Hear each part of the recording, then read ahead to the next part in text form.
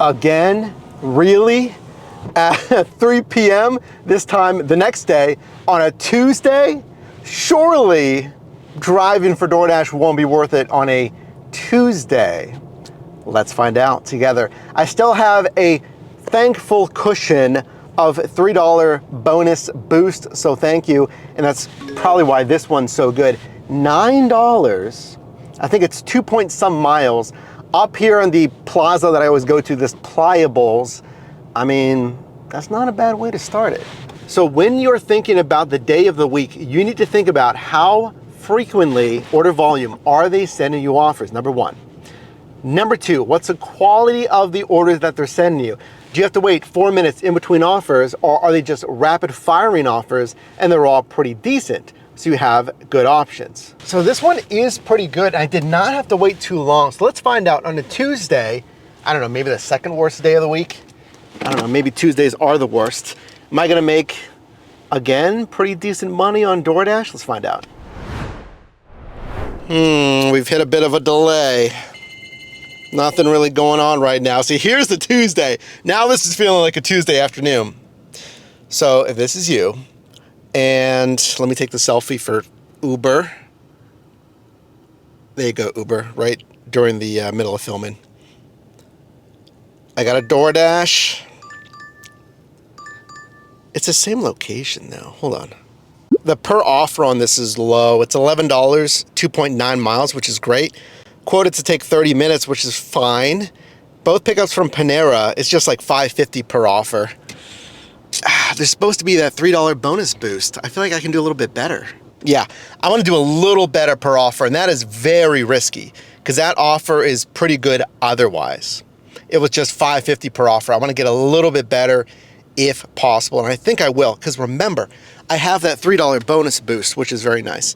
Anyway, so if this is you on a Tuesday and it's slow, do you A, reposition, B, that's an even worse stacked offer, do you turn on other apps, C, stay where you're at and just keep waiting? I think you could do either A or B. You could either change position. See, here's the same offer, the $11 2.9. That tells me that other people declined it. It's the same pay. I'm surprised it didn't come back through with higher pay. So yeah, you can slightly adjust your location 1 to 4 minutes away. I don't want you to drive too much further than that. And or you should be multi-apping. So that's what I did, as you saw with the Uber picture here. See, now we're moving, see?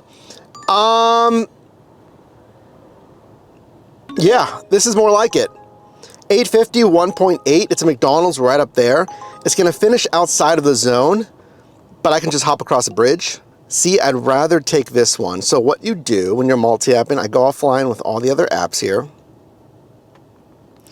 And I'm hoping I get an add-on, right?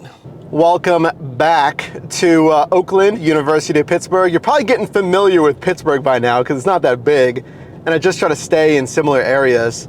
So it's because I know what to expect, right? You don't have to stay in a super tight pocket, but you'll know what to expect a little bit more if you're familiar with that zone that you're driving in. As long as you're a little bit familiar, you'll start to get used to, like, you know, the good spots, bad spots. McDonald's in one of the most student dense areas of Pittsburgh. It was still packed. Tuesday, 3:41 p.m. It was still packed in there. It was ready. It was ready. There was only one customer in front of me and they finished up pretty quickly, so I was good to go. See, we're multi-apping, but this is just not that busy. I mean, you can hear it, we're multi-apping, but I've not got an offer that's really worth it. 5 for 2, 15 for 10. And then I got this insane Grubhub. Look how insane this is. It's like just over $2. Crazy. Even this one, 5 for 1.3. Quoted for like 20 minutes, but still $5. I really don't want to. So this is exactly what it's going to be like for you. You know, you should be able to tell after a while, like feeling how the shift's going to go. and how it is going when you're actually on the shift. This feels like $16 an hour right now. I mean, it's a good offer. What is it, $7, like 1.2 miles, quoted for like, I think less than 20 minutes. Fine. And the reason why I'd like a little bit higher is because my hourly is hurting right now. So I really want a big cash flowing order to boost up that hourly. And it's not gonna get made up for a $7 order. Like, I need more cash flow to make up the hourly, but I feel like if I kept declining, I would have gotten something like $12 for 2 miles eventually. But this is quoted for like whatever, like 14 minutes or so. So get some cash flow, right? Get some money coming in. Done. But all I wanted was a high margined offer, right? I gotta make up my hourly, the little $7, well, it's not the worst margin, okay? But it's still, it's not, the cash flow is not gonna make up the hourly, a $7 offer. I really need something like 11, you know? 3 some miles to inject a little bit of cash flow. So it's great when I saw this $11.25 3-mile offer to Pizza Hut that's been like the cornerstone of my shifts recently to this Pizza Hut. Let's do it. $11.25, 3 miles, Pizza Hut, keeping me in the zone. I like it. Let's check in right now. Okay, and if you've got this far in the video, drop a like. Let me know, I guess, what you want to see more of. If you like these ride-along shifts, let me know. Or actually, you know what? Let me know a good day in time, maybe. A day in time. I'm not a morning person. I'm not promising any early AM shifts, but any certain day and time, specifically maybe dinner rush? Like, what do you think? Because I tested Monday. I tested Tuesday. Should I test tomorrow? So if we check in right now, I said what earlier, like 16 bucks an hour, 17? Someone just beeped because of what? I don't know, a green light up there? I think I'm still only doing like 17, 18 an hour, maybe 18, I don't know if I'm even up there. Ready immediately, I like it. I mean, that saves you like a little bit of time, right? Because I've said before, if you have to keep waiting, it's 2 minutes here, 4 minutes there, a real bad one, 10 minutes there. It can eat, 30 minutes up in the shift. Like, it can eat up 30 minutes of what? An hour and a half of delivering or something if you have really bad luck. I actually didn't have to make that left there, which is wonderful. So, hand it to me on Pizza Hut. Smells great, but we're cruising. Maybe another hour or so. Delivery done, hand it to me. And something that is a little more rare, highly appreciated. $8, 2.7. It is short. It's an alcohol. It's not bad, not bad. I want a little more cash flow. $8, 2.7. It's good. I'll take it. I mean, it's short enough. It's again, it's an alcohol run. I just gotta scan the ID and stuff. But that customer, $5, 6, 7, $8 cash tip. Thank you so much, that customer. That was very nice of them. On that Pizza Hut run. So now I have this alcohol run. I think they want me to go turn around. I think I can actually just turn right down this hill. Let's do that. So this one, $8, 2 point some miles. The only reason I kind of balked on this one, it's a good dollar. See, it's always something, isn't it? It's always one of the 3 pieces: dollars to mile, dollars to time, positioning. Then obviously there's a bunch of other stuff, restaurant, all that. The payout per mile was good. The payout per offer was good. Positioning, Time quoted, pretty decent. I'm really just trying to make up for that slower start to get a little more cash flow to really pump up the hourly. But as you know, if I wait too long, if I keep waiting it might actually do the inverse. It might hurt my hourly if I end up keep declining nonstop. So let's go pick up this Friendship beer distributor. I got to slap on my PLCB Pennsylvania alcohol DoorDash magnet things. That's a PA thing, and we'll go scan the ID, etc., etc. Hang with me to the end of the video as we have been doing as of late, using our new ShiftMate app to go over the numbers to see if it's worth it. Try it for free, shiftmateapp.com. We got the Coors Light 18-pack with one little Red Bull taped to it. Ready immediately. That was fine. ID scan and everything, you know, worked completely well, so that's all you want. Let me turn around.